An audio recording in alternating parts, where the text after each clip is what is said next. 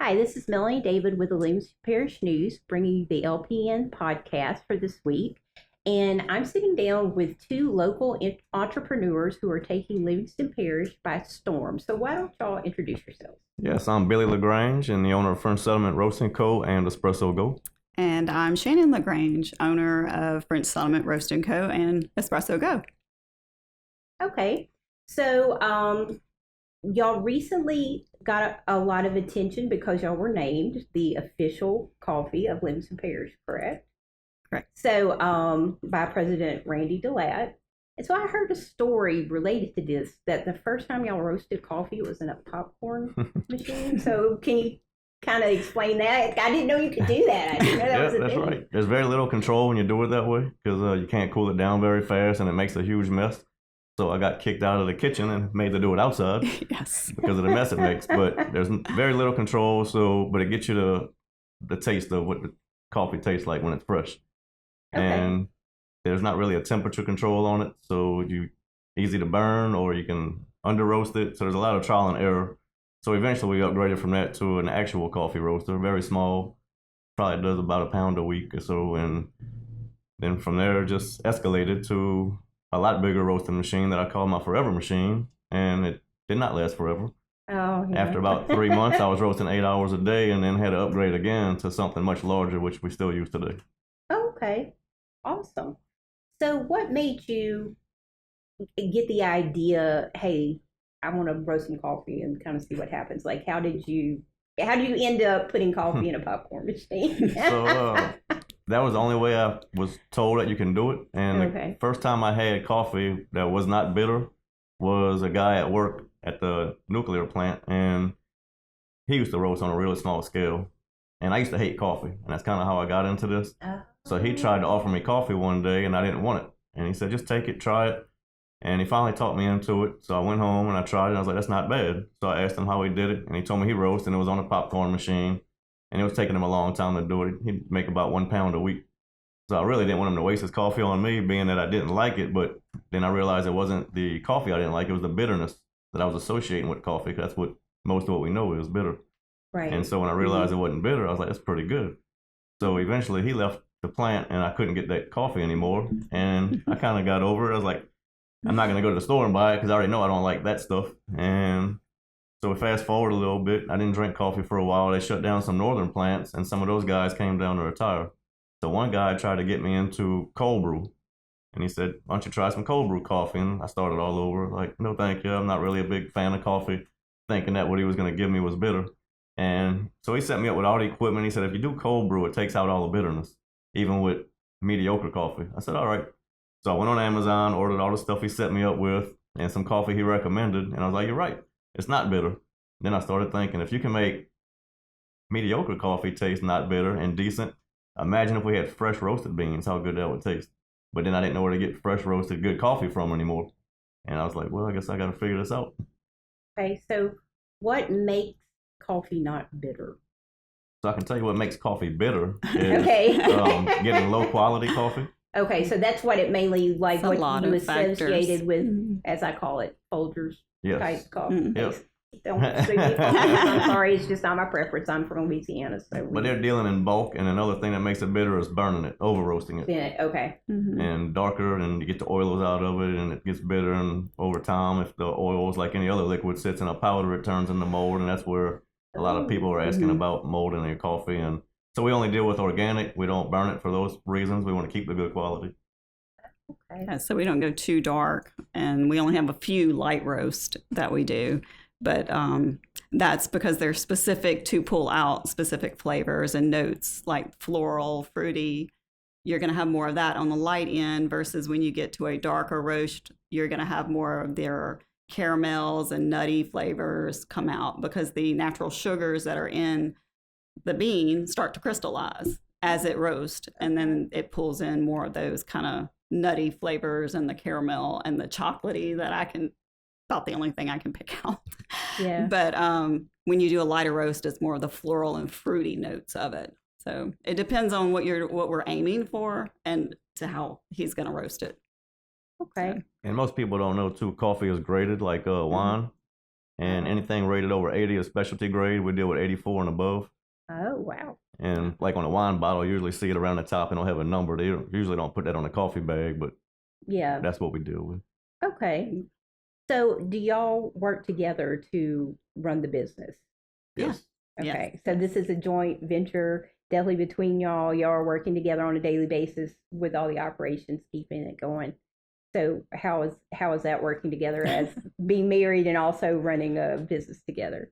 Well, it has its struggles and it has its good times and it has its rough times, like everything. But so my next question was going to be, what's the best part about it? Because I was like, let's not talk about the bad parts. We can have a different episode about that. Like as we were talking, I work a lot with my husband, so about the bad parts. But what's the best part about working together? well, it's just Getting to work together. getting to Right. work together. Yeah, I Getting mean, to spend time together and doing things that's Yeah. not just our daily run of the routine and going to work and whatever stresses you have Yeah. at work and then coming home and talking about that, because our stresses in with our business is at least something that we enjoy, even if it is a stress.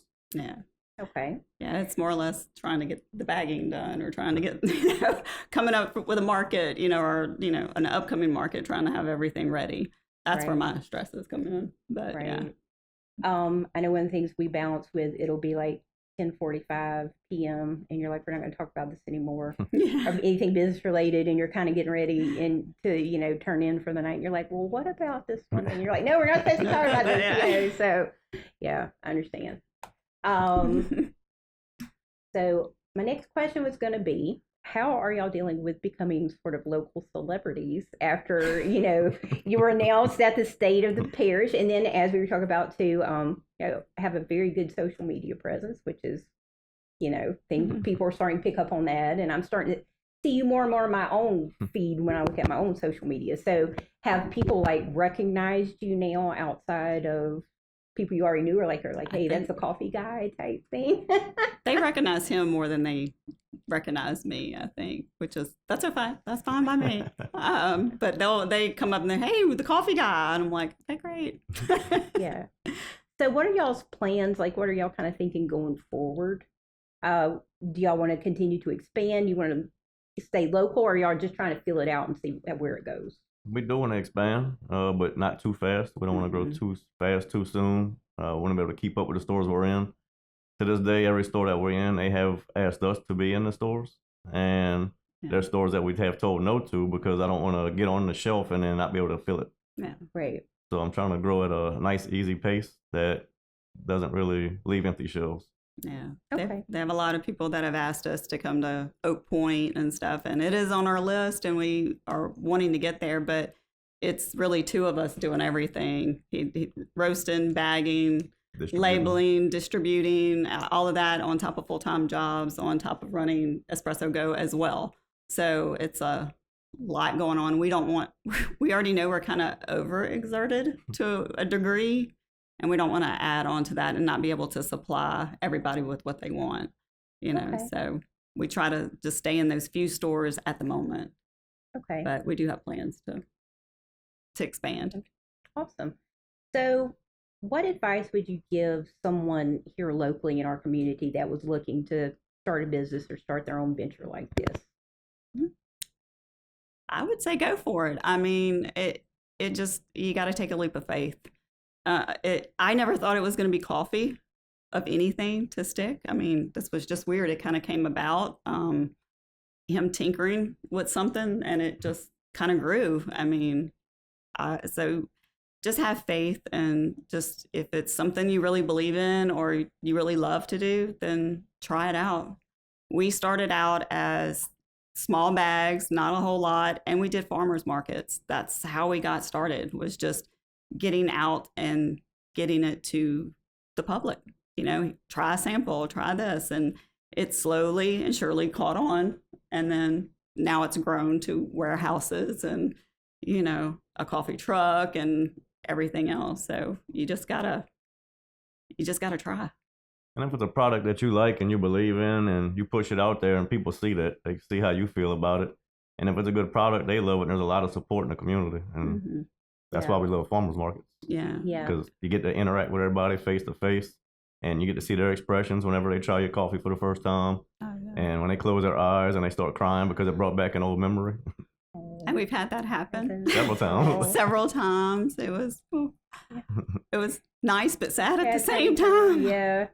Okay, so this is, I wanted to ask you this question, and I feel like you've sort of answered it, but maybe a little more in depth. What makes your coffee different than some of the other specialty coffees that are out there? Like, what is different about it? Is it, obviously it's very high quality, but what else would you say sort of sets it apart? Just the way we roast it. Just like you can have a gumbo at 2 different restaurants and hate one and really love the other. It's the recipe and how you cooking it. Right. And a lot of people are burning their beans, or they under roasting it, or they just don't take the time to really perfect it. They just want to throw it in there and say, "Oh, look, I know how to roast coffee." Well, it's not as easy as that. Well, yeah. There's actually a big art and science behind it, and temperature ranges and curves and all kinds of stuff that they look at. I didn't realize how much of chemistry you would be using roasting coffee. Yeah. I mean, there really is a lot of that and physics with it, just kind of looking at everything and the charts and the graphs. And he knows better than I do. I mean, I've only done it once, but with him standing there, so I didn't burn the beans. But smaller batches I think help. We don't do huge batches at a time, so it may take us longer to roast, but we do that on purpose, because to control it better. Right. So, because you have to have that controlled environment. It's very much a science, I won't say experiment, but it's very science-based. So. Okay. And one of the things that is different too is there's a couple of big names in coffee when you're trying to learn, and people getting into it, they look up research, they follow these YouTube videos and read these certain people's books. Well, in other words, they're all doing it the same way. Right. So when I first started, I didn't look at a single YouTube video. I didn't read a single book. I have a little bit of background. I used to brew beer, made wine, and a few other things. So I had the basics down. And so I just decided to jump on in and experiment.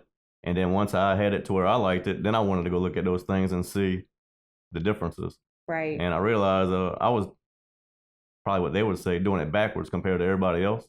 But I kind of feel now that maybe they're doing it backwards. Right. But mine don't taste like everybody else's. All right. So I have 2 coffee-related questions to close it out. What is your go-to coffee order?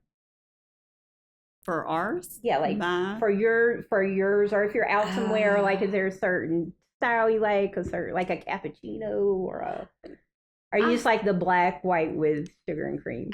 I think it would just depend on my mood, to be honest, because I do like the sugary stuff here and there. But when he was talking earlier that he hated coffee because it was bitter, well, I grew up on coffee milk.